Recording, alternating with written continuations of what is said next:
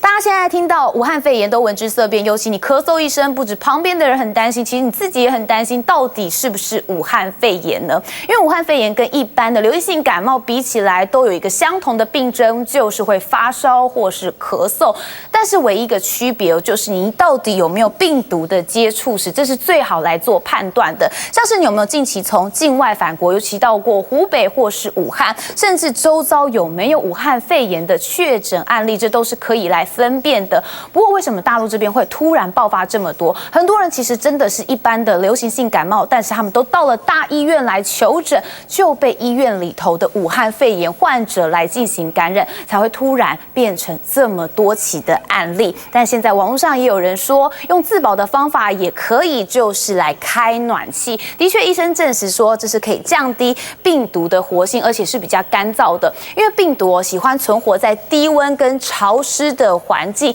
所以如果用这个暖气，的确是可以有效降低病毒的活性，但是不能完全杀死，还是需要在这个洗手跟这个口罩方面要多加的留意。那食物部分也是同样的道理，所以现在大家吃东西一定要把食物煮熟，减少生食的情况。那在第一关的时候就来做好防疫，就能有效这个防止武汉肺炎。那这也提供观众朋友来做参考。网上看新闻，请下载 TVBS App 或直接按订阅 TVBS 新闻频道。